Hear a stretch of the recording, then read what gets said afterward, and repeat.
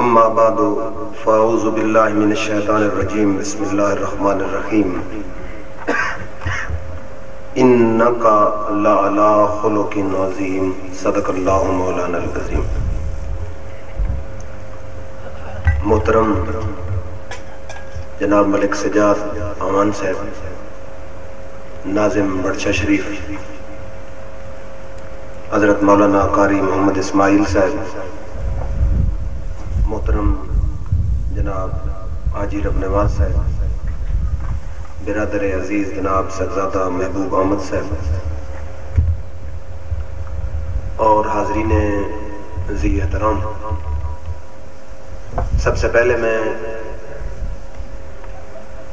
اپنے عزیز ملک شاہد صاحب اور ان کے دوست احباب کی خدمت میں نذرانہ عقیدت پیش کرتا ہوں کہ جنہوں نے محض رضائے خدا اور رضائے جناب محمد مصطفیٰ علیہ تحیت و ثنا کی خاطر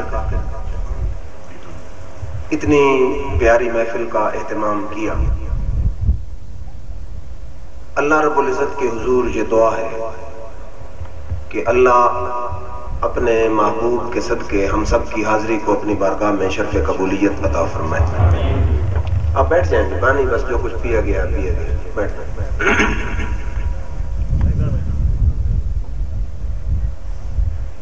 اللہ رب العزت بلند شان قدرت اور کائنات پر ہولڈ کنٹرول رکھتا ہے۔ بندے میں کوئی صفت چاہے کتنی بھی کیوں نہ ہو، اللہ رب العزت جب بندے کی کوئی صفت بیان کرنا چاہتا ہے تو چونکہ بندے کم تر ہیں، ارذل ہیں، گناہگار ہیں، ناکارے ہیں، نقص والے ہیں،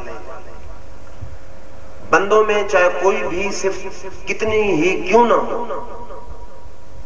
اصول خداوندی یہ ہے کہ بندے کی کسی صفت کو میرا رب بڑا کر کے بیان نہیں فرماتا۔ یہ قرآن و حدیث کے مطالعے سے یہ بات واضح ہوتی ہے کہ بندہ کوئی بہت زیادہ امیر ہو، بہت زیادہ عالم ہو، بہت زیادہ طاقت رکھتا ہو، اللہ جب بندے کے علم کو، قدرت کو بیان کرنے لگتا ہے تو چونکہ بندہ اس کی مخلوق ہے، کسی بندے کی صفت کو میرا رب بڑا کر کے، عظیم کر کے بیان نہیں فرماتا۔ مثلا دنیا میں بڑے بڑے علماء ہیں، یونیورسٹیوں میں آپ جائیں، بڑے بڑے ڈاکٹر موجود ہیں، پروفیسر ہیں، اپنے اپنے شعبے میں، اپنے اپنے فن میں بڑا کمال رکھتے ہیں، لیکن آپ حیران ہوں گے کہ قرآن میں جب اللہ نے سب عالموں کے علم کو بیان کرنا چاہا، فرمایا ما اوتیتم من العلم الا قلیل، کہ اے دنیا کے عالموں، اے علم رکھنے والوں، اے اپنے علم پہ ناز کرنے والوں، ہم نے تمہیں علم نہیں دیا مگر تھوڑا سا علم دیا۔ یعنی ساری کائنات کے عالموں کے علم کو بیان کرتے ہوئے میرا رب فرماتا ہے کہ ہم نے تمہیں علم نہیں دیا مگر تھوڑا سا علم دیا۔ ہر شعبے کے ماہر، پروفیسر، شیخ الحدیث، شیخ القرآن، ڈاکٹر، ماہرین فن، سب کے علم کو بیان کرتے ہوئے میرے رب نے کہا کہ ہم نے تجھے علم نہیں دیا الا قلیل، تھوڑا سا علم دیا۔ اور وہی رب ذوالجلال جو ساری مخلوق کے علم کو کہتا ہے کہ قلیل ہے، جب اپنے یار کے علم کے بیان کی باری آتی ہے، جب اپنے محبوب کے علم کو بیان کرنا چاہتا ہے محبوب بھی مخلوق ہے، ساری کائنات بھی مخلوق، لیکن اپنے یار کے لیے اس کا انداز بیان ہے یوں ہو۔ فرمایا علمک ما لم تکن تعلم وکان فضل اللہ علیک عظیما، پیارے ساری کائنات کا علم قلیل ہے لیکن تیرا علم تو فضل عظیم ہے. آپ کو بات سمجھ آ رہی ہے؟ یعنی ساری کائنات کے عالم ان کا علم ایک طرف، آمنہ کے لال کا علم ایک طرف. فرمایا کائنات کے عالموں، بلکہ اس سے بھی بڑھ کے عرض کروں کہ میرا رب کسی کو علم پہ ناز نہیں کرنے دیتا. فرمایا فوق کل ذی علم علیم. فرمایا اے عالموں علم پہ ناز نہ کرنا، ہم نے ہر بڑے عالم کے اوپر ایک اور بڑا عالم بٹھا رکھا. کوئی بھی ناز کرے اس سے بڑا عالم اور ہوگا، وہ ناز کرے اس سے بڑا عالم اور ہوگا. فرمایا ہم نے کسی کو ناز اور تکبر تو کرنے دینا ہی نہیں. اور لیکن جب باری آئی آمنہ کے لال کی، فرمایا علمک ما لم تکن تعلم. پیارے تو جو کچھ نہیں جانتا تھا ہم نے تجھے سب کچھ جتا دیا. وَقَانَ فَضْلُ اللَّهِ عَلَيْكَ عَظِيمًا.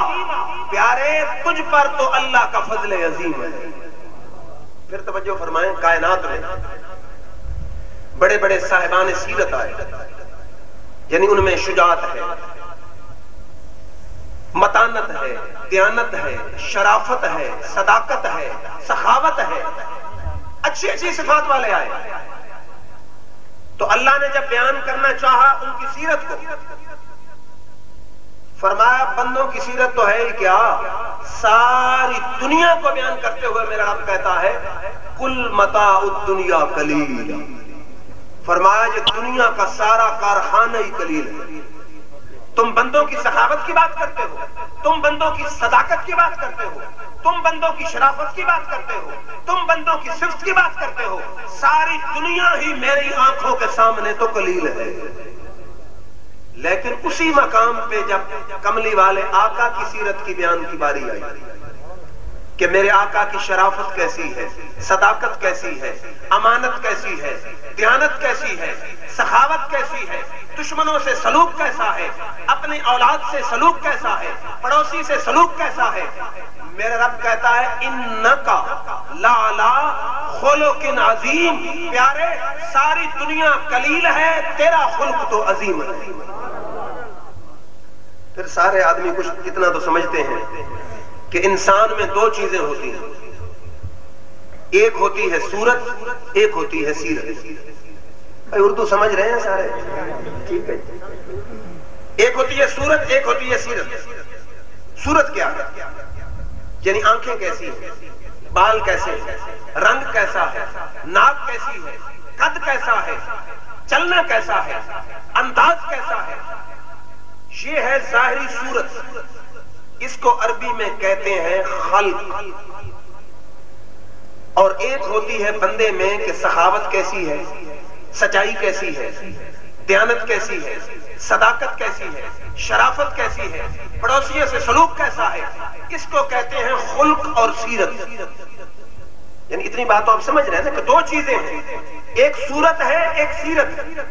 صورت تو ظاہر ہے کہ اس شخص کے اعضاء کیسے ہیں، حسین ہے یا بدصورت ہے، قد چھوٹا ہے یا بڑا ہے، جسم مناسب ہے یا موٹا ہے، چال اچھی ہے یا بری ہے، رنگ خوبصورت ہے، کشش والا ہے یا غلط ہے. یہ صورت ہے.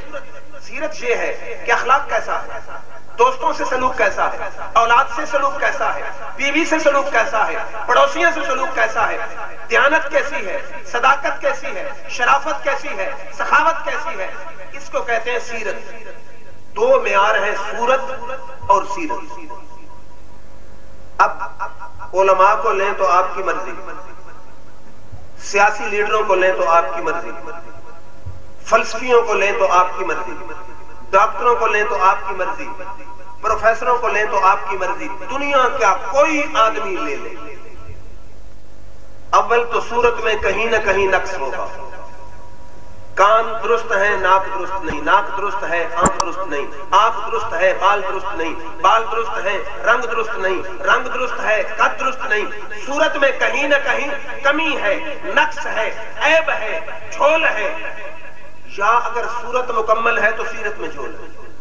سخی ہے، بہادر نہیں، بہادر ہے سخی نہیں، سخی ہے سچا نہیں، سچا ہے تو سخی نہیں۔ کوئی نہ کوئی یا صورت میں کمی یا سیرت میں کمی، چاہے فلسفی ہو، چاہے منطقی ہو، چاہے سیاسی ہو، چاہے ڈاکٹر ہو، چاہے وکیل ہو، چاہے انجینئر ہو، دنیا کا کوئی انسان ہو، کہیں نہ کہیں نقص بھی ہے، کمی بھی ہے، عیب بھی ہے، قصور بھی ہے، کچھ نہ کچھ کمزوری بھی ہے۔ لیکن جب صورت اور سیرت کے معیار کو لے کے ہم مدینے والے آقا کو دیکھتے ہیں، ہماری نظر آپ کی صورت پہ پڑتی ہے، کبھی زلفوں پہ پڑتی ہے، کبھی رنگ پہ پڑتی ہے، کبھی قد پہ پڑتی ہے، کبھی صداقت پہ پڑتی ہے، کبھی سخاوت پہ پڑتی ہے، کبھی شرافت پہ پڑتی ہے، کبھی متانت پہ پڑتی ہے۔ تو اللہ کی قسم نہ صورت میں جھول نظر آتا ہے نہ سیرت میں جھول نظر آتا ہے۔ صورت بھی مکمل ہے اور سیرت بھی مکمل ہے۔ شاید کوئی کہے کہ جی یہ آپ کا خیال ہے، یہ میرا خیال نہیں، آئیے آپ کو دربار رسالت میں لیے چلتا ہوں۔ میرے آقا کی محفل سجی ہے، اس محفل پہ میرے ماں باپ قربان ہو کہ جس محفل میں سنانے والا نبی ہو اور سننے والا علی ہو۔ میرے آقا صحابہ کے جھرمٹ میں کیسے بیٹھے ہیں جیسے ستاروں کے جھرمٹ میں چاند ہوتا ہے۔ شاید کوئی کہے کہ سنیوں کی اپنی تشبیہ ہے، یہ میری تشبیہ نہیں، مشکات کی حدیث ہے، جابر بن سمرہ راوی ہے۔ آپ فرماتے ہیں کہ آسمان پر 14ویں کا چاند جگمگا رہا تھا، زمین پہ مسجد نبوی میں تمہارے اور میرے آقا یمن سے آئی ہوئی سرخ ڈوروں والی چادر اوڑھ کے بیٹھے تھے۔ فرماتے رہی تو الیہ وإلی القمر، میں نے ایک نظر آسمان کے چاند کو دیکھا، ایک نظر آمنہ کے لال کو دیکھا، فہو احسن عندی من القمر، میرا فیصلہ یہ تھا کہ آقا کا چہرہ چاند سے کئی گنا زیادہ حسین تھا۔ پھر میں چشتی ذوق رکھتا ہوں، اردو شاعر کہتا ہے تیرے حسن کا کونین میں جواب نہیں، تیرے حسن کا کونین میں جواب نہیں، غروب ہوتا کہیں کہ وہ آفتاب نہیں، کہ انتخاب فقط میرا انتخاب نہیں، خدا کے گھر میں بھی محمد کا جواب نہیں۔ نعرہ تکبیر، نعرہ رسالت، جشن عید میلاد النبی، آستانہ عالیہ بندیال شریف۔ پنجابی شاعر نے بھی کیا مزے کی بات کی ہے، سائم چشتی عاشق مصطفیٰ ہوا ہے، کہتا ہے ماہی میرا سب تو سونا زلفاں چھلے ہی چھلے، ماہی میرا سب تو سونا زلفاں چھلے ہی چھلے، لوکی لب دے رب نو اینو رب سنڑے کھلے، شانہ اس دیاں سب تو اونچیاں بلے بلے، سائم سونے ہور بھی حسن پر میرے مدنی تو تھلے ہی تھلے۔ میرے آقا کی محفل سجی ہے، حضور نے فرمایا میرے غلاموں ذرا ممبر بچھا دو، ممبر بچھا دیا گیا، فرمایا حسان ذرا میرے ممبر پہ آ اور دنیا کو میری نعت سنا۔ آج لوگ نعت پہ اعتراض کرتے ہیں تو ہمارے ذہنوں میں یہ بات رہنی چاہیے کہ نعت پڑھنا سنت صحابہ ہے اور نعت سننا سنت مصطفیٰ ہے۔ حسان بن ثابت کو 24ویں صدی کا مولوی نہیں، نعت خان نہیں، بلکہ میرے آقا کا صحابی ہے، اور حضور کی حدیث ہے، فرمایا صحابی کالنجوم بأیہم اقتدیتم مہتدیتم، میرا ہر صحابی ہدایت کا ستارہ ہے، جس کی پیروی کرو گے ہدایت پا جاؤ گے۔ یہ نعت ہمارے سامنے نہیں سنائی گئی، کسی مولوی کے سامنے نہیں سنائی گئی، یہ رب کے محبوب کے اپنے سامنے سنائی گئی۔ نعت کیا ہے؟ حسان بن ثابت کہتے ہیں خلقت مبرئا من کل عیب، خلقت مبرئا من کل عیب کانک قد خلقت کما تشاء۔ یا رسول اللہ آپ کو تمام عیبوں سے پاک پیدا کیا گیا ہے۔ خلقت مبرئا من کل عیب کانک قد خلقت کما تشاء۔ یا رسول اللہ صلی اللہ علیہ وسلم آپ کو تمام عیبوں سے پاک پیدا کیا گیا ہے۔ مجھے تو یوں لگتا ہے کہ اللہ نے آپ کا ہر عضو آپ سے پوچھ پوچھ کے بنایا ہے، کہ اللہ پوچھتا گیا پیارے تیری زلفیں کیسی ہو، تیرا ناک کیسا ہو، تیری آنکھیں کیسی ہو، تیرا رنگ کیسا ہو، تیری چال کیسی ہو، تیری ڈھال کیسی ہو۔ آقا بولتے گئے، رب میرے آقا کو بناتا گیا۔ فرمایا وَأَحْسَنُ مِنْ قَلَمْ تَرَكَتْ عَيْنِي وَأَجْمَلُ مِنْ قَلَمْ تَلِدِ النِّسَاءُ۔ یا رسول اللہ صلی اللہ علیہ وسلم آپ سے بڑھ کے حسین میری آنکھ نے دیکھا نہیں ہے۔ پھر خیال آیا حسان تیری آنکھ نے دیکھا ہو، کوئی پیدا ہوا ہو۔ فرماتے ہیں یا رسول اللہ آپ سے بڑھ کے حسین نہ میری آنکھ نے دیکھا ہے نہ کسی ماں نے آج تک جنا ہے۔ تو حسان بن ثابت نعت پڑھتے ہیں میرے آقا کی موجودگی میں کہ خلقت مبرئا من کل عیب کانک قد خلقت کما تشاء. یا رسول اللہ صلی اللہ علیہ وسلم آپ کو تمام عیبوں سے پاک پیدا کیا گیا ہے. لگتا یوں ہے اللہ نے آپ کا ہر عضو آپ سے پوچھ پوچھ کے بنایا ہے. تو موضوع ہمارے سجاد سے پوچھ رہے تھے کہ موضوع کیا ہے؟ موضوع ہے کہ سیرت بھی کامل ہے اور صورت بھی کامل ہے.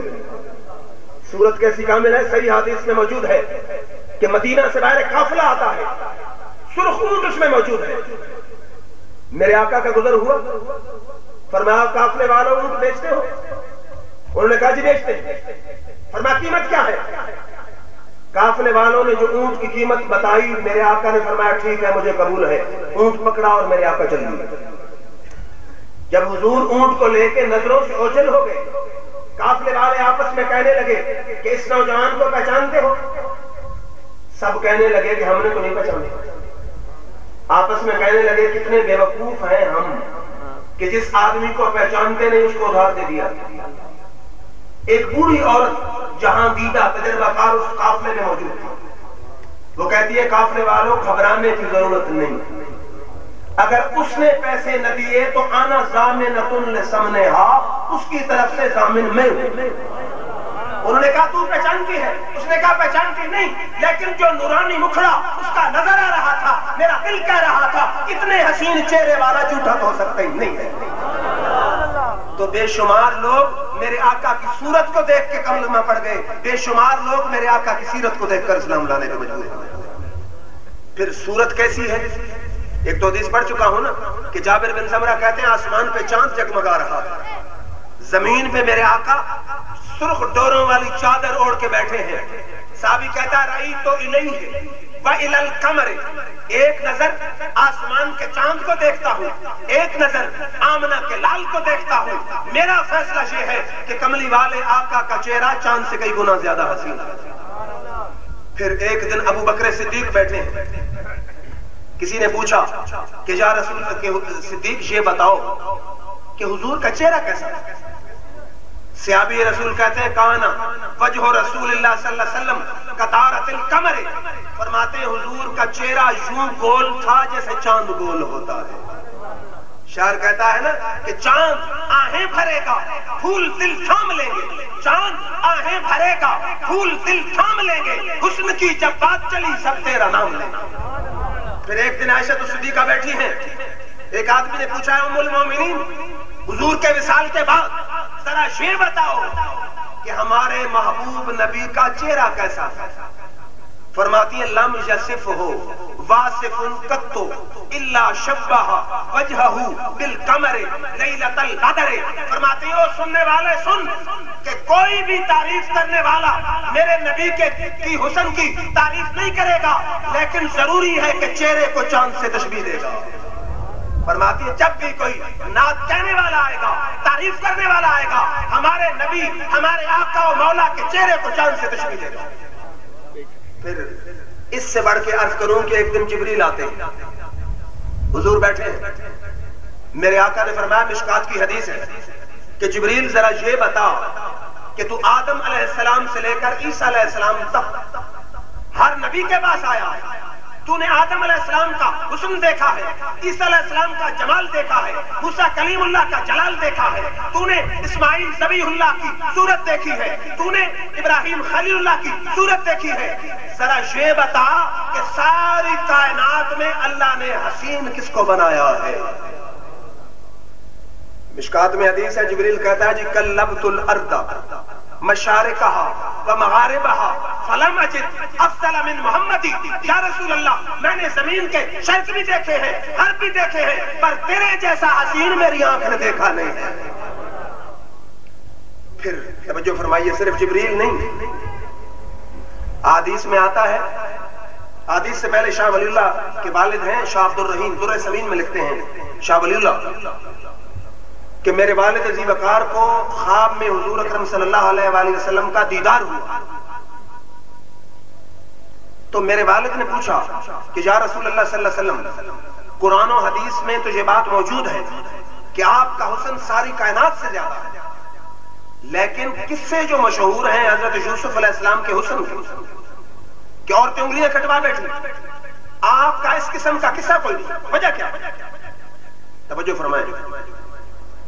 حضرت شاہ ولی اللہ محدث دہلوی کے والد شاہ عبد الرحیم خواب میں ہمارے آقا مولا سے پوچھتے ہیں کہ ہم پڑھتے ہیں قرآن و حدیث میں کہ آپ کا حسن، آپ کی صورت ساری کائنات سے بڑھ کے حسین ہے، لیکن آپ کے اس قسم کے واقعات نہیں کہ کوئی انگلی کٹوا بیٹھا ہو.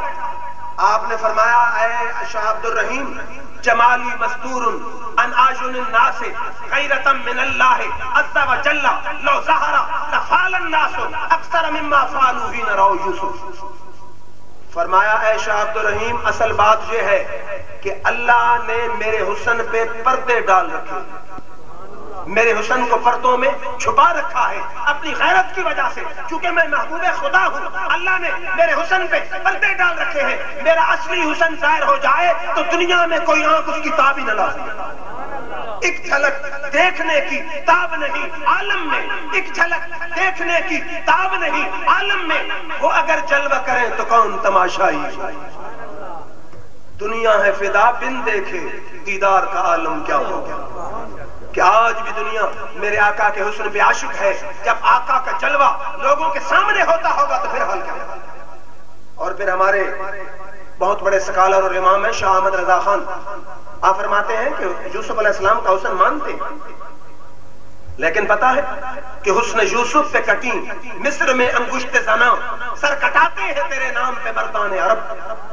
کہ یوسف علیہ السلام کا حسن ہے، خوبصورتی ہے، جمال ہے، ہم مانتے ہیں، لیکن یاد رکھیے کہ ان کے حسن کو دیکھ کر مصر کی عورتیں ہیں، نرم دل ہیں، صنف نازک ہیں، پڑھی لکھی ہیں، تہذیب یافتہ ہیں، حسن کو دیکھ کے انگلیاں کٹواتی ہیں.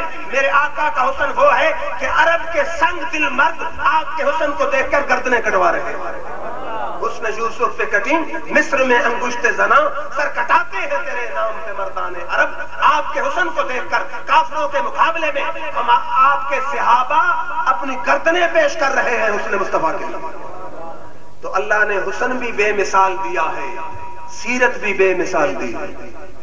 اور یہ بھی حدیث ہے نا کہ ما اوتی یوسف الا شطر الحسن واوتی نبینا جمیع، کہ یوسف علیہ السلام کو حسن کا ایک حصہ دیا ہے. حسن کے مثلا 100 حصے تھے تو ایک حصہ صرف یوسف علیہ السلام کو دیا گیا. ما اوتی یوسف الا شطر الحسن واوتی نبینا جمیع، کہ حسن اگر جتنے حصے تھا ایک حصہ یوسف کو دیا گیا، باقی سارے کا سارا حسن آمنہ کے لال کی جھولی میں ڈال دیا گیا. پنجابی کا شعر ہے نا، میرے خیال میں شاعر نے اسی حدیث کو سامنے رکھ کے لکھا. حدیث تو یہ ہے نا کہ ما اوتی یوسف الا شطر الحسن، یوسف کو نہیں دیا گیا مگر حسن کا ایک حصہ. واوتی نبینا جمیع، سارے کا سارا حسن آمنہ کے لال کی جھولی میں ڈال دیا گیا.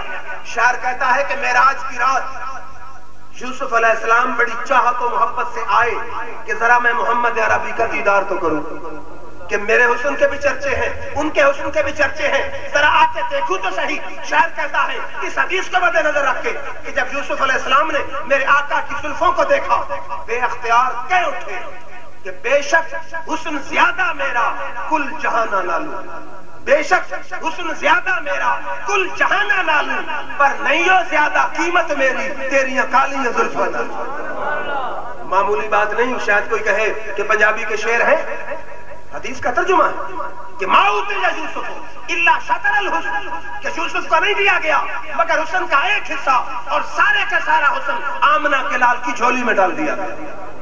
اور حسن کی اس سے بڑھ کے بات کیا ہو کہ قرآن اٹھائیے نا، میرے رب نے فرمایا والضحیٰ، ضحیٰ کا معنی ہے چاشت کا وقت، کہ جب سورج نیزے کے برابر طلوع کر جائے. مفسرین بڑے بڑے سکالرز آئے، انہوں نے کہا کہ چاشت کا وقت ہو، دوپہر کا وقت ہو، شام کا وقت ہو، عصر کا وقت ہو، سارے وقت تو ہیں خدا کے. خدا نے چاشت کے وقت کی قسم کیوں کھائی؟ والضحیٰ کا لفظی معنی ہے قسم ہے چاشت کے وقت کی. مفسرین نے کہا کہ چاشت کے وقت میں کیا نزاکت ہے، وقت سارے ہی خدا کے. انہوں نے کہا کہ تم سمجھے ہی نہیں، چاشت کے وقت سے مراد حقیقت میں وقت نہیں، بلکہ میرا رب کہنا یہ چاہتا ہے کہ پیارے ہمیں تیرے مکھڑے کی قسم ہے. والضحیٰ ہمیں مکھڑا مصطفیٰ کی قسم ہے. پھر اس کی تائید حدیث سے بھی ہوتی ہے. صحابہ کہتے ہیں کہ کان الشمس تجری فی وجہہ، کہ جب کملی والے آقا کے چہرے کو دیکھا جاتا تو یوں لگتا تھا کہ سورج آپ کے چہرے میں طلوع کر رہا ہے. کان الشمس، ابو داؤد کی حدیث ہے، کان الشمس تجری فی وجہہ.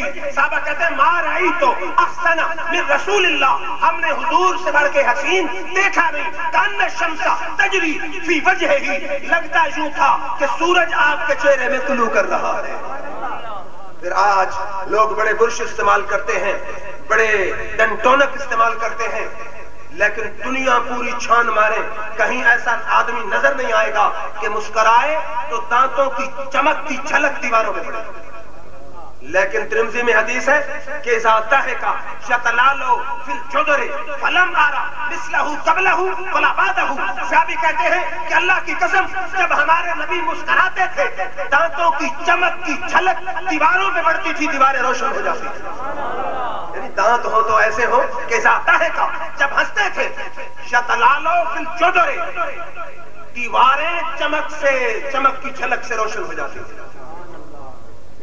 تو حسن میں میرے رب نے آقا کو بے نظیر و بے مثال.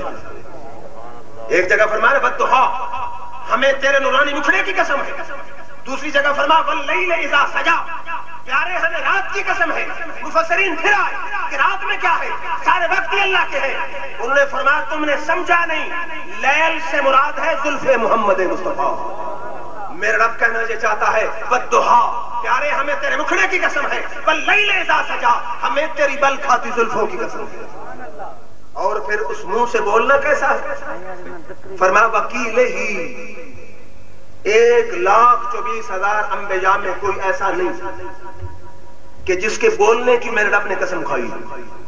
لیکن جب میرے آقا بولے تو رب کہتا ہے وکیل ہی، پیارے ہمیں تیرے پیارے بولنے کی بھی قسم ہے. اور بولنے کا انداز ذرا توجہ فرمائیں کہ پہلے جتنے نبی آئے مکمل کتاب نبی کے حوالے کر دی جاتی تھی.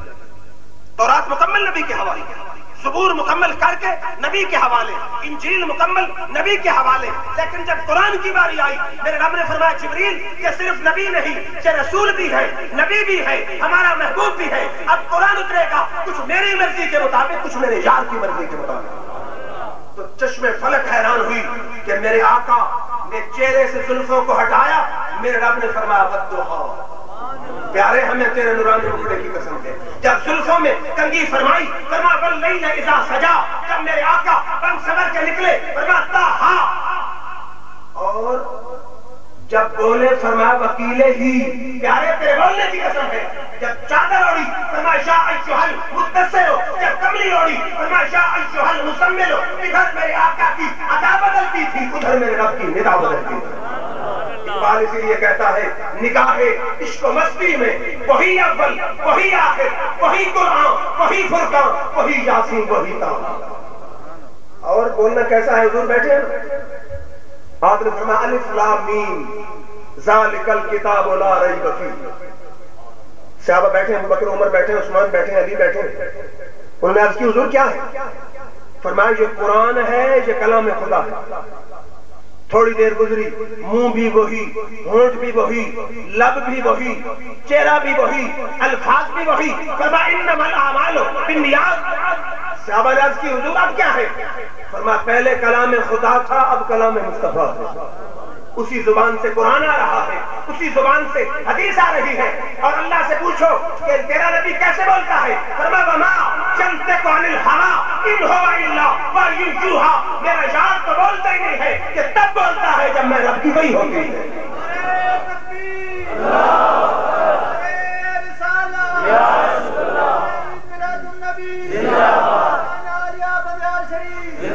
پنجابی شاعر نے ترجمہ کیا نا کہ نبی آکھیا میں انج بنا میری جان جہان دی جان ہوئے. نبی آکھیا میں انج بنا میری جان جہان دی جان ہوئے. ہمیں میں بولا ہمیں تو بولے ایسا جو ہاں دی ایک زبان ہوئے. اللہ نے حسن میں بے مثال بنایا اور سیرت میں بھی بے مثال. سیرت کیا؟ مسلم میں حدیث ہے حضور بیٹھے ہیں، دو پہاڑوں کے درمیان حضور کا بکریوں کا ریوڑ پھیلا ہوا ہے. اتنا ریوڑ ہے کہ 2 پہاڑوں کی پوری گھاٹی بھری ہے. ایک کافر آتا ہے, کہتا محمد مجھے کچھ بکریاں دو. آپ نے فرمایا جتنی تیری ضرورت ہے لے جاؤ. اس نے کہا میری ضرورت تب پوری ہوگی جب ساری مجھے دے دو. حضور صلی اللہ علیہ وسلم نے فرمایا جاؤ ساری بکریاں لے جاؤ. وہ اپنے قبیلے میں گیا, اس نے کہا میرے قبیلے والوں سنو, محمد عربی اللہ کے سچے رسول. انہوں نے کہا تجھے کیسے پتا چلا, دلیل کیا ہے؟ اس نے کہا میں نے دنیا میں بڑے بڑے سخی دیکھے ہیں, لیکن جو بھی سخی سخاوت پہ آتا ہے پہلے دیکھتا ہے کہ کیا دیا ہے اور جیب میں کیا بچا ہے. یہ واحد ایسا سخی ہے جو جب عطا کرنے پہ آتا ہے مڑ کے نہیں دیکھتا کچھ بچا بھی ہے یا سب کچھ عطا کر دیا. اور پھر ترمذی کی حدیث ہے کہ 90,000 درہم آیا, 90,000. حضور صلی اللہ علیہ وسلم نے ڈال دیا اپنی چٹائی پر. فرمایا بلال مدینہ کے غریبوں کو بلاؤ. غریب آتے رہے لیتے رہے, آتے رہے لیتے رہے. 90,000 درہم تقسیم ہو گئے. جب تقسیم ہو چکا ایک شخص آ گیا, اس نے کہا جی میں سائل ہوں, کچھ مجھے دیجیے. میرے آقا نے فرمایا تو لیٹ آیا, میں نے تو سب کچھ لٹا دیا, لیکن خالی تجھے بھی نہیں بھیجتا. جا کسی مدینہ کے دکاندار کے پاس میرے نام پہ جتنا تجھے چاہیے ادھار لے کے چلا جاؤ. ہمارے آقا وہ سخی ہیں کہ اپنے پاس ہو تو پھر بھی عطا کرتے ہیں, اپنے پاس کچھ نہ ہو تو پھر بھی عطا کر دیتے ہیں. اور یہ تو رب سے پوچھ. فرما اما السائل فلا تنہر. پیارے جو بھی یہ کون کہہ رہا ہے؟ رب ذوالجلال کہہ رہا ہے.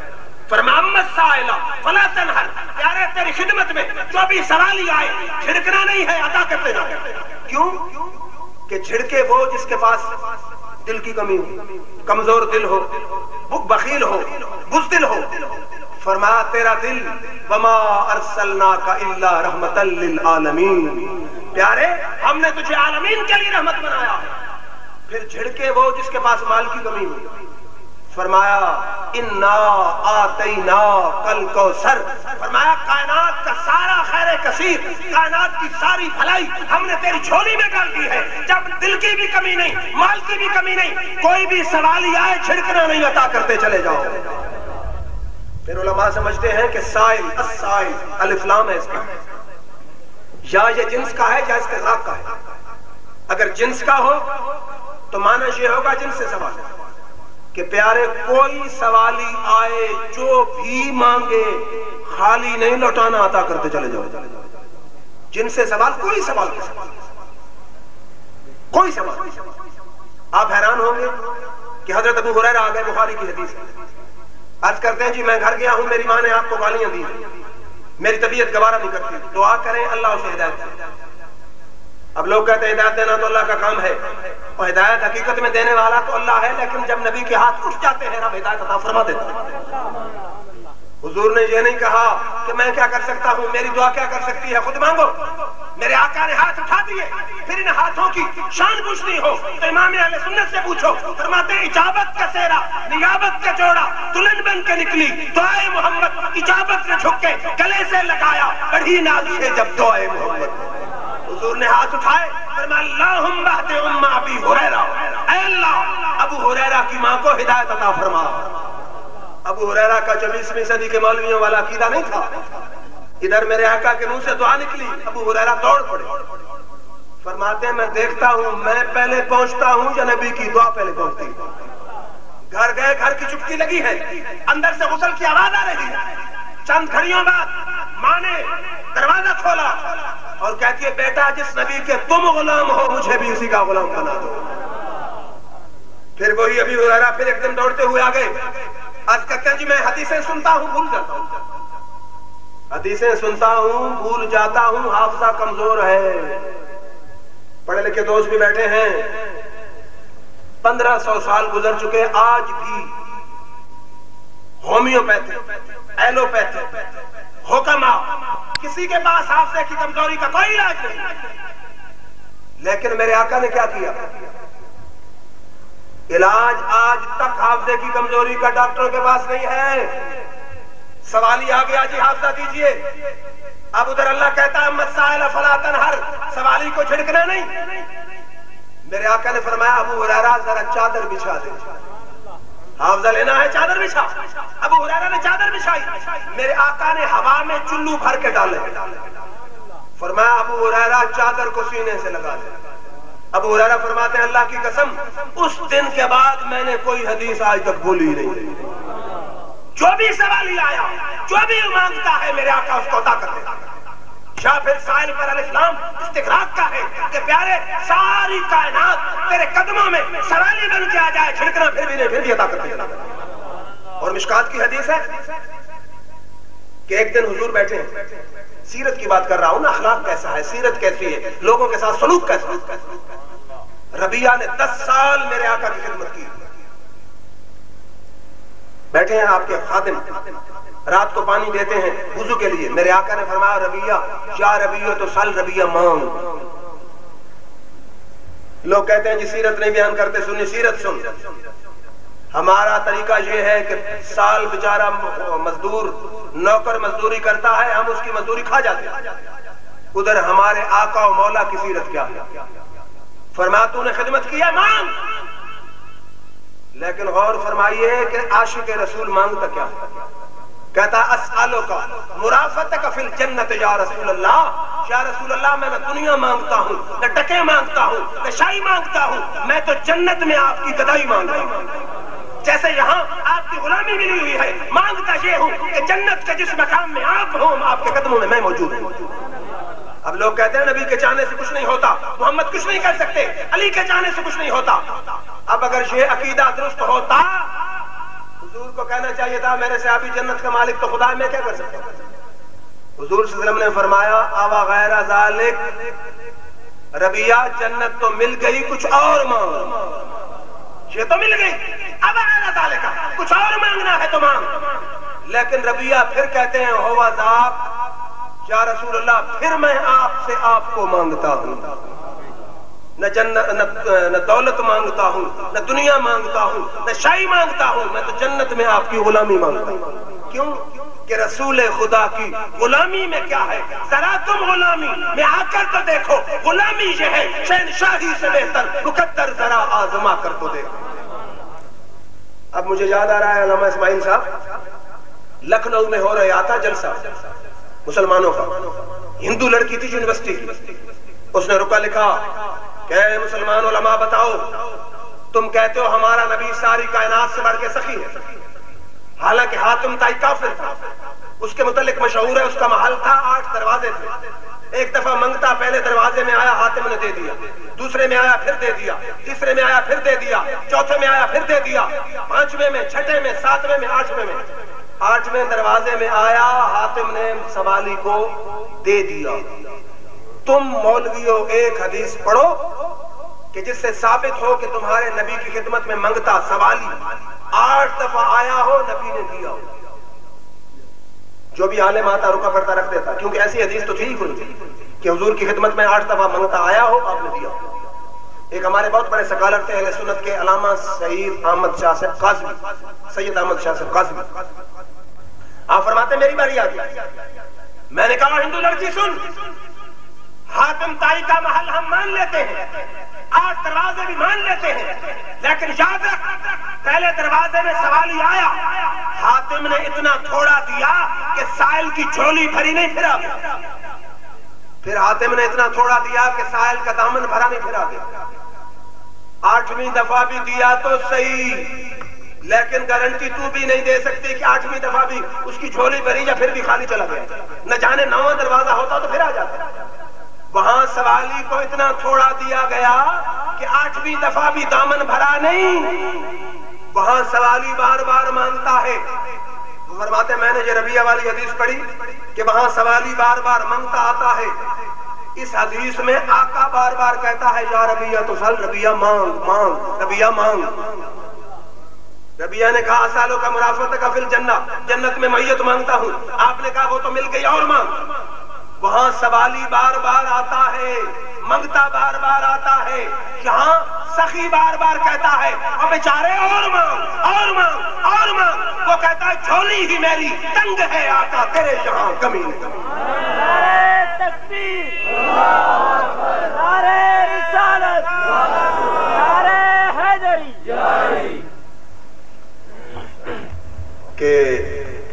والی وہاں بار بار آتا ہے، یہاں آقا بار بار کہتا ہے مانگ اور مانگ اور مانگ اور مانگ۔ تو اللہ نے سیرت کیسی دی ہے کہ بے نظیر و بے مثال سیرت ہے۔ اللہ کے فضل سے سنی سورت کے بھی قائل ہیں، سیرت کے بھی قائل ہیں، لیکن یاد رکھو کہ پہلے میلاد ہوتا ہے، سیرت بعد میں آتی ہے۔ پہلے آدمی پیدا ہوتا ہے، پھر بچپن ہوتا ہے، لڑکپن آتا ہے، جوانی آتی ہے، اعلان نبوت ہوتا ہے، سیرت بعد میں آتی ہے۔ سخاوت، دیانت، متانت، شرافت، صداقت کی سیرت ہے، پہلے میلاد ہوگا، سیرت بعد میں آئے گی۔ پھر سیرت کیسی ہے؟ حضرت زید حضور کے غلام ہیں، بچپن میں ہیں، چھوٹے سے بچے ہیں، حضور کے پاس غلامی کی زندگی بسر کر رہے ہیں۔ باپ اور چچا کو پتا چلا کہ زید کملی والے آقا کی خدمت میں غلامی کی زندگی بسر کر رہے ہیں۔ باپ اور چچا روپوں کی تھیلی لے کر حضور کے قدموں میں آ گئے کہ یا رسول اللہ، زید ہمارا بیٹا ہے، آپ کے پاس غلامی کی زندگی بسر کر رہا ہے، جتنے پیسے چاہیں لے لیں اور زید کو آزاد کر دیں۔ توجہ ہے حضرات، لگتا تو قاری صاحب قبرستان ہی ہے۔ زید بیٹھے ہیں، حضور نے فرمایا زید تیرے باپ اور چچا آئے ہیں تجھے لینے، پیسوں کی آفر دے رہے ہیں، میں بغیر پیسوں کے آزاد کرنے کو تیار ہوں۔ آپ نے فرمایا زید کے باپ اور چچا، میری طرف سے زید کو آزادی ہے، زید سے پوچھو کہ تمہارے ساتھ جانا چاہتا ہے یا میرے قدموں میں غلامی کی زندگی بسر کرنا چاہتا ہے۔ یہ ہے سیرت مصطفیٰ، یہ ہے غلاموں سے میرے آقا کا سلوک۔ حضرت زید تڑپ کے رونے لگے، فرماتا میرے باپ، تیرے پاس جو آزادی کی زندگی ہے، مصطفیٰ کی غلامی اس سے کئی درجے بہتر ہے۔ مجھے تیری آزاد زندگی سے مصطفیٰ کی غلامی زیادہ پسند ہے۔ کیوں؟ انہیں پتا تھا رسول خدا کی غلامی میں کیا ہے، ذرا تم غلامی میں آ کر تو دیکھو۔ رسول خدا کی غلامی میں کیا ہے، ذرا تم غلامی میں آ کر تو دیکھو۔ غلامی یہ ہے شہنشاہی سے بہتر، مقدر ذرا آزما کر تو دیکھو۔ یہ ہے سیرت کہ جس کو دیکھ کر دشمن بھی کلمہ پڑھ رہے ہیں۔ پھر حضور کی سیرت کیا ہے؟ حضرت انس کہتے ہیں کان یعود المریضہ، حضور کی سیرت یہ ہے کہ شہر میں کوئی بھی بیمار ہو جاتا، میرے آقا اس کی عیادت کرنے آ جاتے۔ وَكَانَ يَتْبَعُ الْجَنَازَةَ، غریب کا جنازہ ہوتا، امیر کا جنازہ ہوتا، میرے آقا جنازے کے ساتھ قبرستان میں جایا کرتے تھے۔ فرماتے وَيُجِيبُ دَعْوَةَ الْمَمْلُوكِ کہ حضور صرف امیروں کی نہیں، غلاموں کی دعوت کو بھی قبول کر لیا کرتے تھے۔ سیرت کے تین پہلو بتاتے ہیں کہ مریض کی عادت کرتے ہیں، جنازے کے ساتھ چلتے تھے، اور امیر تو اپنی جگہ رہے، غلاموں کی دعوت کو بھی میرے آقا قبول کر لیا کرتے ہیں۔ یہ ہے سیرت محمد مصطفیٰ، اپنے تو اپنے رہے، بیگانوں کے ساتھ میرے آقا کا کیا سلوک ہے۔ صحیح حدیث میں موجود ہے، یہودی لڑکا ہے، یہودی حضور صلی اللہ علیہ وسلم کی محفل میں آ کے بیٹھتا ہے، چند دن بیٹھا یا مہینے بیٹھا، نظر نہ آئے۔ حضور نے فرمایا صحابہ کی جماعت، ایک یہودی لڑکا آتا تھا ہماری محفل میں، کہاں گیا؟ انہوں نے عرض کی جی وہ بیمار ہے اور قریب المرگ ہے۔ فرمایا آؤ اس یہودی لڑکے کے گھر جا کر اس کی بیماری کو ٹھیک کرتے ہیں۔ مسلمانوں کا نبی، رب کا محبوب، رحمت للعالمین، اپنے دوست کے ہاں نہیں، امتی کے ہاں نہیں، دشمن کے ہاں جا رہے ہیں، بیمار کی عادت کرنے کے لیے جا رہے ہیں۔ جب یہودی لڑکے کے پاس پہنچے، یہودی کی زندگی کی آخری گھڑیاں تھیں، میرے آقا نے پوچھا کیا حال ہے؟ اس کی آنکھوں سے آنسو چھم چھم گرنے لگے۔ میرے آقا نے پہلے اسلام کی دعوت نہیں دی، آج اپنا کردار دیکھو، مصطفیٰ کی سیرت دیکھو۔ ہم مسلمانوں پر شرک کے فتوے لگاتے ہیں، آقا وہ ہیں جو یہودیوں کی بھی عادت کرتے ہیں۔ سیرت مصطفیٰ یہ ہے، اخلاق مصطفیٰ یہ ہے، کردار مصطفیٰ یہ ہے۔ پہنچے، میرے آقا کو پتہ چل گیا کہ دنیا سے روانہ ہونے والا۔ فرمایا بیٹے میرا کلمہ پڑھ لے۔ میرے آقا نے سوچا ہوگا کہ چند گھڑیاں میری خدمت میں بیٹھا ہے، میرے پاس آئے بھی صحیح، تعلق رکھے بھی صحیح، ہماری صحبت میں بیٹھے بھی صحیح، پھر بھی دوزخ میں چلا جائے تو ہماری رجھالی کدھر گئی؟ فرمائش ہماری شان کے لائق ہی نہیں کہ ہے تو یہودی، لیکن میری محفل میں آ تو گیا ہے، ہماری صحبت میں بیٹھ تو گیا ہے، میری مجلس میں چند گھڑیاں گزار تو گیا ہے۔ فرمایا بیٹے میرا کلمہ پڑھ لے۔ یہودی لڑکا چھوٹا ہے، باپ کی طرف دیکھتا ہے کہ باپ کیا کہتا ہے۔ توجہ فرمائیے، باپ بھی محمد عربی کے اخلاق کی تلوار سے ذبح ہو چکا تھا. باپ دل میں سوچتا ہے کہ ہوں تو یہودی، لیکن میرے عمرا نہیں آئے، میرے سردار نہیں آئے، میرے چودھری نہیں آئے، شہر کے مالک نہیں آئے، ہمارے مذہبی رہنما نہیں آئے، قیادت کرنے آیا ہے تو وہ نبی آیا ہے جس کو سارا دن ہم گالیاں دیتے ہیں. اللہ اللہ میرے آقا دا حوصلہ، گالیاں سن کے بھی مسکراتا رہے. اللہ اللہ میرے آقا دا حوصلہ، گالیاں سن کے بھی مسکراتا رہا. او دے اخلاق تو جانا قربان میں پیریاں لئی دی چادراں بچھاوندا رہا. یہودی کے لڑکے کے باپ نے کہا بیٹا جو مصطفیٰ کہتے ہیں مان لو. زندگی کی آخری ہچکیاں ہیں اور یہودی لڑکا کہتا ہے لا الہ الا اللہ محمد الرسول اللہ، اور زبان حال سے کہتا آقا قابل تھنار کے، آقا قابل تھنار کے جنت ہوئی نصیب، تیرے در کی حاضری سے میری قسمت بدل گئی کہ چند گھڑیاں آیا ہوں، اللہ نے میری تقدیر کو بدل دیا ہے. آپ کی محفل نے، آپ کی صحبت نے، آپ کی سنگت نے، آپ کی معیت نے مجھے دوستی سے جنتی بنا دیا. اور پھر دنیا کے جس فرقے کے مولوی سے چاہو پوچھ لینا، یہودی لڑکا تھا نا، آخری گھڑیاں اس نے کلمہ پڑھا. اس کا مقام کیا؟ غوث، کتب، ابدال، اوتاد. کروڑ سال تک کوئی نفل، تہجد، عبادت، ریاضت، جہاد کرے، یہودی لڑکے کے مقام کو نہیں پہنچے. کسی مولوی سے پوچھ لو، زندگی کی آخری لمحے اس نے کلمہ پڑھا ہے، نماز نہیں ہے، روزہ نہیں ہے، حج نہیں ہے، زکات نہیں ہے، جہاد نہیں ہے، کلمے کا ورد نہیں ہے، قرآن کی تلاوت نہیں ہے، نوافل نہیں، تہجد نہیں، ابابین نہیں، اشراق نہیں، عمل ہے ہی نہیں، لیکن شان اس کی غوث اعظم سے بھی بلند ہے. کیوں بلند ہے؟ عبادت تو ہے ہی نہیں. اور یارو اس کو پاس عبادت نہیں ہے لیکن صحبت مصطفیٰ ہے. وہ صحابی رسول ہے، آخری لمحے کلمہ پڑھا ہے. ایک لمحہ جو ایمان کی حالت میں چہرے مصطفیٰ کی زیارت کرتا ہے وہ صحابی بن جاتا ہے. نعرہ تکبیر، نعرہ رسالت، جشن عید میلاد النبی. کروڑ سال کی عبادت اگر ایک پلڑے میں رکھ دی جائے، ایک لمحے کی میرے آقا کے چہرے کی زیارت ایک پلڑے میں رکھ دی جائے، ثواب پھر بھی چہرے مصطفیٰ کی زیارت کا زیادہ. کسی بھی مولوی سے پوچھ لینا، شان اس کی زیادہ. کیوں کہ آخری لمحے اس نے دیدار مصطفیٰ کر لیا. عبادت ساری زندگی کی ایک طرف، مصطفیٰ کے چہرے کی زیارت ایک لمحے کی ایک طرف. پھر اللہ نے صاحب حسن بھی بنایا، صاحب سیرت بھی بنایا. دو چیزیں ہوتی ہیں، سیرت اور صورت. جب دونوں مکمل ہو گئی پھر اللہ کی قسم کائنات کے ذرے ذرے نے میرے آقا سے محبت کی ہے. انسان تو بہت اونچی بات ہے. مشکات کی حدیث ہے کہ ایک چرواہا مدینہ سے باہر بکریاں چرا رہا، بھیڑیا آیا، اس نے آ کے بکری چھین، دور جا کے بیٹھ گیا. چرواہے نے دوڑ کے بکری چھین. جب بکری چھینی تو بھیڑیا کہنے لگا کہ اللہ نے میرا رزق بنایا تھا، کیسا ظالم ہے کہ تو نے مجھ سے بکری چھین. کہنے لگا. اس چرواہے نے کہا کیسا زمانہ آ گیا ہے کہ جانور بھی باتیں کرتے ہیں. آگے وہ بھیڑیا کہتا ہے کہ رسول اللہ بین الحرتین یخبرکم بما مضی وبما هو قائم الى یوم القیامہ. اس نے کہا یہ تو کوئی حیرانی کی بات نہیں کہ جانور باتیں کرتے ہیں، حیرانی کی بات یہ ہے کہ کھجوروں کے جھنڈ میں ایک نبی بیٹھا ہے، جو کچھ ہو گیا ہے اس کی بھی خبریں دیتا ہے، قیامت تک جو کچھ ہونے والا ہے اس کی بھی خبریں دیتا ہے. ارے یارو بھیڑیے بھی میرے آقا کو پہچان رہے ہیں.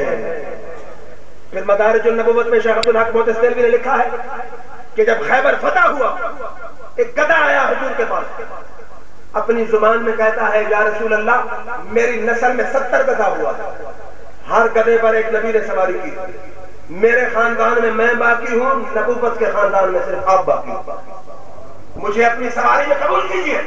میرے آقا نے یہودی سے خرید لیا. گدھا میرے آقا کی خدمت میں رہا. شیخ عبدالحق مسلم فریقین شخصیت لکھتے ہیں کہ وہ اتنا سمجھدار تھا آقا کے قدموں میں آنے کی وجہ سے کہ جس صحابی کو بلانا ہوتا میرے آقا کہتے ہیں اس کا نام تھا یافور، یافور جاؤ صدیق کو بلا کے لاؤ. گدھا جاتا ہے صدیق کے دروازے پہ سر رگڑتا ہے، صحابی کو پتا چل جاتا ہے مصطفیٰ یاد کر رہے ہیں۔ شاعر کہتا ہے بول اٹھے تیرے حکم پہ پتھر بھی شجر بھی، ایک میں ہی نہیں سب ہیں تیرے چاہنے والے، اللہ بھی فرشتے بھی حوریں بھی بشر بھی۔ کائنات کے ہر ذرے نے میرے آقا سے محبت کی۔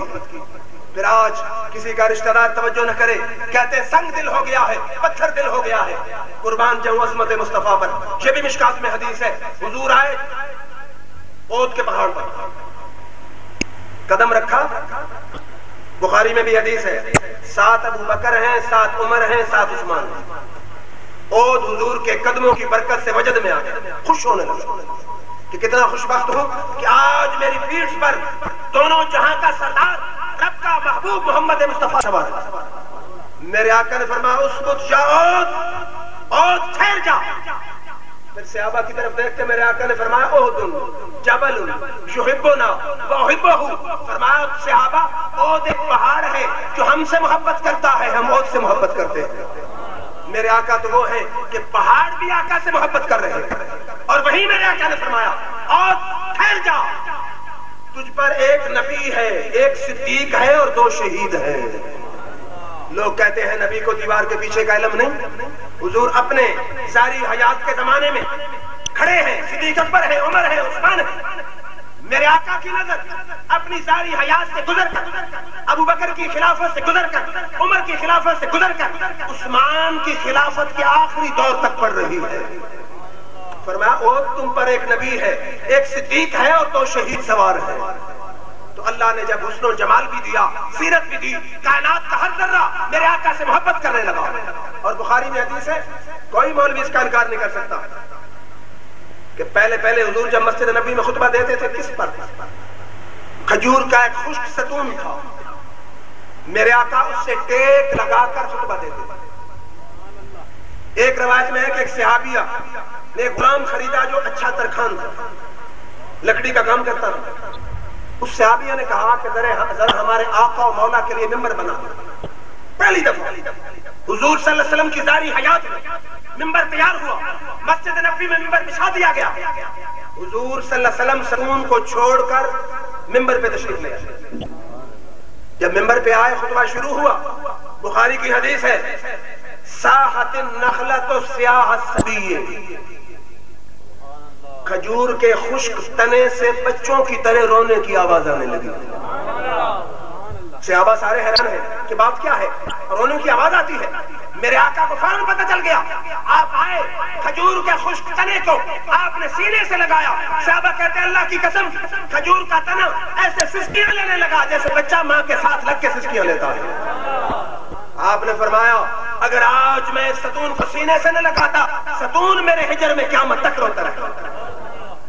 شاعر نے کہا ستون کی دیکھ کر حالت صحابہ سر بسر روئے، ستون کی دیکھ کر حالت صحابہ سر بسر روئے، تمامی حاضران محفل خیر البشر روئے، رلائے جبکہ چوبے خشک کو آقا کی باجوری، کہو پھر عین غیرت سے نہ کیوں کر ہر بشر روئے۔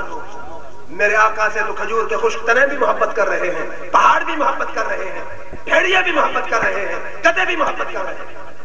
اور جب میرے آقا کے دامن سے تعلق ہو جاتا ہے، جانور بھی کیوں نہ ہو اسے بھی شعور آ جاتا ہے۔ آپ نے پڑھا ہوگا کالج سکولوں کی کتابوں میں بھی کہ جب ہجرت کر کے میرے آقا آنے لگے، مدینہ شریف میں داخل ہوئے، بچیاں انصار کی تف بجا بجا کے حضور کی آمد پر نعتیں پڑھ رہی تھیں۔ وتفرق الخدم فی الطرق ينادون یا محمد یا رسول اللہ، بازاروں میں گلیوں میں بچے اور لڑکے بکھر گئے اور نعرے لگا رہے تھے یا محمد یا محمد یا رسول اللہ یا رسول اللہ۔ اب ہر صحابی یہ چاہتا تھا کہ حضور میرے گھر مہمان بنے، ہر صحابی چاہتا تھا۔ اب حضور کسی کا دل دکھانے والے نہیں تھے، اب کس کی دعوت قبول کریں کس کی ریجیکٹ کریں۔ حضور نے فرمایا میرے صحابہ میں کچھ بھی نہیں کہتا، ناقتی مامورت، میری اونٹنی کو حکم ہو چکا ہے، جہاں اللہ کا حکم ہوگا میری اونٹنی بیٹھے گی۔ حضور اونٹنی پہ سوار ہے، تمہارا اس کی لگام کو چھوڑ دو، اس کی بات کو چھوڑ دو، ناقتی مامورت، میری اونٹنی کو اللہ کا حکم ہو چکا ہے، جہاں رب کا حکم ہوگا وہیں میں مہمان بنوں گا۔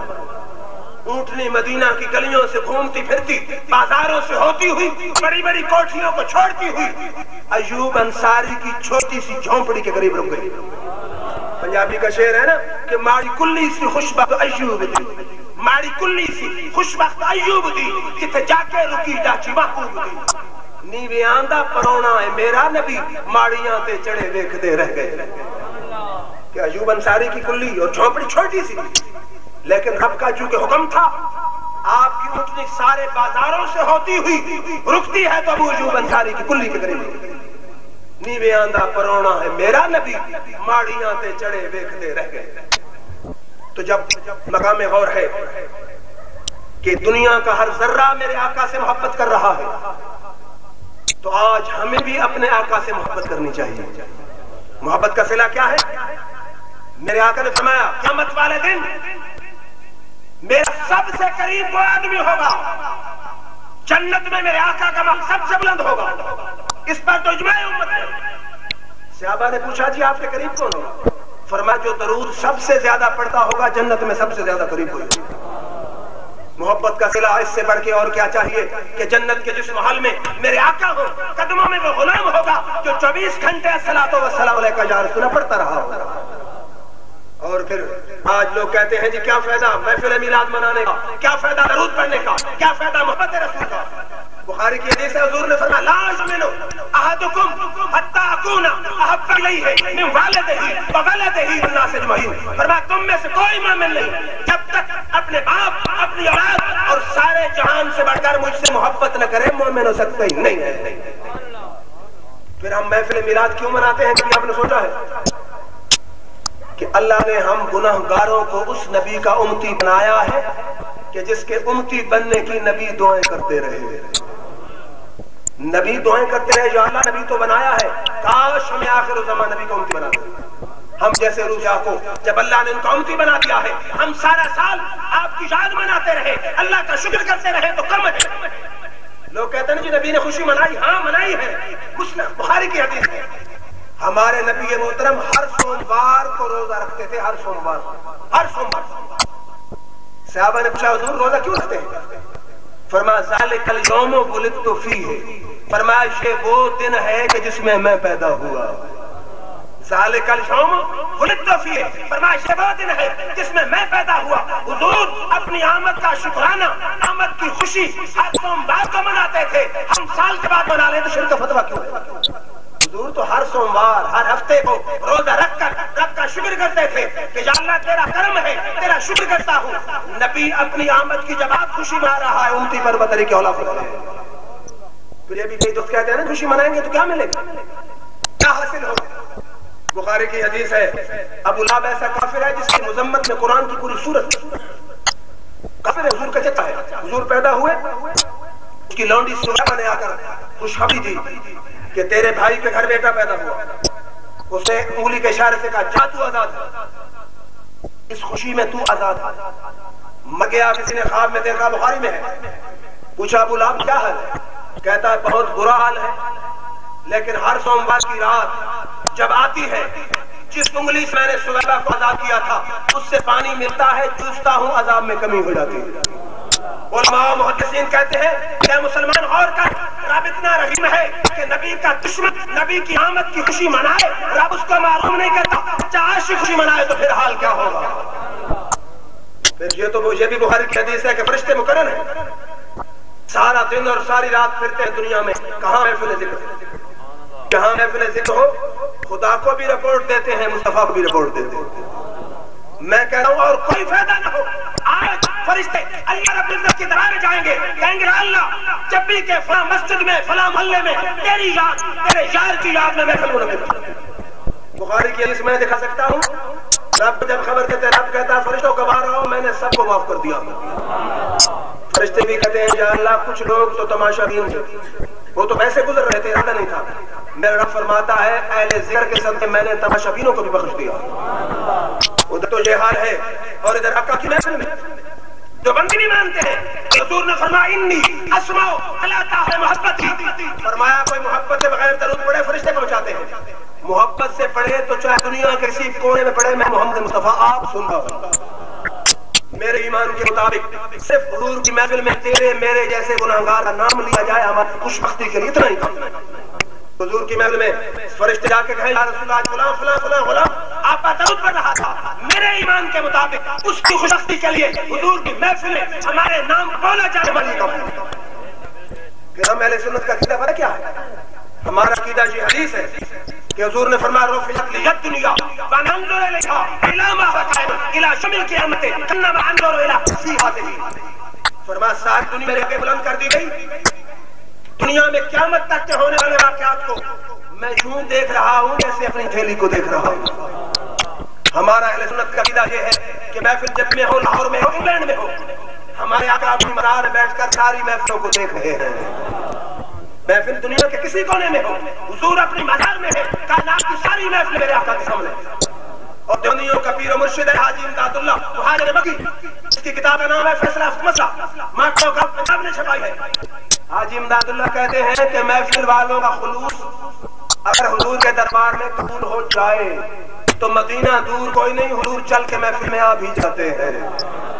ہم کہتے ہیں کہ حضور محفل میں ہے، حضور اپنے مال میں ہے، ہماری محفل حضور کے سامنے ہے۔ جبریوں کا پیر کہتا ہے کہ اگر حضور کو محفل پسند آ جائے تو مدینہ سے چل چپی میں بھی آ سکتے ہیں، لیکن نہ ہر آدمی محفل میں آئے، نہ ہر آدمی محفل سے آتا ہے، نہ ہر آدمی کو آتا آنے دیتے ہیں۔ پسند کر لے تو چپ سے بلا لیتے ہیں، نہ پسند کرے تو چپی میں بندے سو جاتے ہیں۔ نعرہ تکبیر، نعرہ رسالت، عید میلاد النبی، حسن علی بندے شریف۔ جسے چاہا در پہ بلا لیا، جسے چاہا اپنا بنا لیا، جسے چاہا در پہ بلا لیا، جسے چاہا اپنا بنا لیا۔ یہ بڑے کرم کے ہیں فیصلے، یہ بڑے نصیب کی بات ہے۔ پہلے کے سارے دوست بیٹھے مجھے بتائیں کس حرام چیز کا کوئی ایک چیز پوائنٹ آؤٹ کرے حرام ہے۔ قرآن کی تلاوت سے قرآن پڑھنا حرام ہے، پھر نعت پڑھی گئی، نعت ناجائز پہلے بتا چکا ہوں، نعت پڑھنا سنت سے آ ہے، نہ سننا سنت مصطفیٰ۔ پھر قرآن کی روح سے حضور کی عظمت بیان ہوئی، یہ شرک ہے۔ اگر میں حلال کمائی سے مسلمان تبرک کوئی کھانے کا اہتمام کرتے ہیں، پتہ ارادہ کیا ہوتا ہے؟ تبرک تیار کریں، یہ نفلی طور پر تبرک ہے، فرضی صدقہ نہیں، نفلی صدقہ۔ غریب کو کھلایا، امیر کو کھلایا۔ پکانے والوں کی نیت یہ ہوتی ہے کہ شاید جو صدقہ ہم نے کیا ہے اس کا ثواب جو تمہیں ہمیں دینا ہے، ہم نے محترم گروہ کو بخشا ہے۔ میں کہتا ہوں دو ثواب ہے، جب صدقہ کرے گا صدقے کا ثواب مل جائے گا، جب آقا کی روح بخشے گا، آقا کی روح ہماری طرف متوجہ ہوگی، ہماری بگڑی بن جائے گا۔ دیکھیں میں کسی کو تحفہ دوں، خوش ہو یا ناراض ہو؟ کوئی تحفہ لا کے دے دوں، گالی نکالیں گے، خوش ہو؟ جب ہمارا درود و سلام اور صدقے کا تحفہ آقا کی خدمت میں پہنچا، آقا بھی توجہ کریں گے کہ میرے ہزاروں غلام ہیں لیکن شیر ہیں جو مجھے یاد کرتے ہیں۔ ہمارے علماء یہ کہتے ہیں کہ محفل میلاد جمع بین العبادات ہے، اس میں ایک نہیں کئی باتیں ہیں، صدقہ بھی آ گیا، نعت شریف بھی آ گئی، تلاوت قرآن بھی آ گئی، فضائل مصطفیٰ کا بھی آ گیا۔ اتنی دیر لوگ مسجد میں ہیں وہاں سے بھی بچ گئے، کوئی سو رہا ہے، کوئی قرآن رسول ہے، ہم اللہ کے فضل سے تعریف مصطفیٰ میں مجید۔ جتنی دیر یہاں رہیں گے صدقے کا ثواب بھی آ گیا، نعت کا ثواب بھی آ گیا، تلاوت قرآن مجید کا ثواب بھی آ گیا، فضائل مصطفیٰ سننے سنانے کا ثواب بھی آ گیا۔ آپ مجھے بھی بتائیں اس میں ہم کس بات کتنا ٹائم گیا؟ ہاں جی، بات یہ ہے کہ فرقے بنے۔ ابو داؤد میں حدیث ہے، حضور صلی اللہ علیہ وسلم نے فرمایا اپنے اسلام میں 70 فرقے، میری امت میں 70 فرقے، فَسَتَفْتَرِ أُمَّتِي عَلَىٰ 73 سِتَّانِ فِي النَّارِ وَاحِدٌ فِي الْجَنَّةِ وَهِيَ الْجَمَاعَةُ۔ فرمایا بنی اسرائیل میں 72 سے میری امت میں 70 فرقے، ایک جگہ کے سب جنت، جو بڑی جماعت ہے۔ اب حضور کے فرمان کے بارے 73 فرقوں نے بننا ہے، کلمہ پڑھنے والوں میں 70 فرقے ہوں۔ اب بے شمار خلافات ہیں، آپ جٹ لوگ آپ کیسے فیصلہ کریں گے، پڑھیں گے، لکھیں گے، علماء سے پوچھیں گے۔ موٹی سی بات یاد رکھیں، میرے آقا فرمایا 70 فرقے ہوں گے، ایک جانب پہ جنتی بات سب جانب۔ فرمایا جنتی وہ ہوگا جو سب سے بڑی جماعت ہوگی۔ ابو ان کا سروے کریں آپ کی مرضی، پنجاب کا سروے آپ کی مرضی، جبی کا سروے کریں آپ کی مرضی، ضلع سرگودا کا کریں آپ کی مرضی، جہاں کا سروے کریں 85% اللہ کا سنت الجماعت بڑی جماعت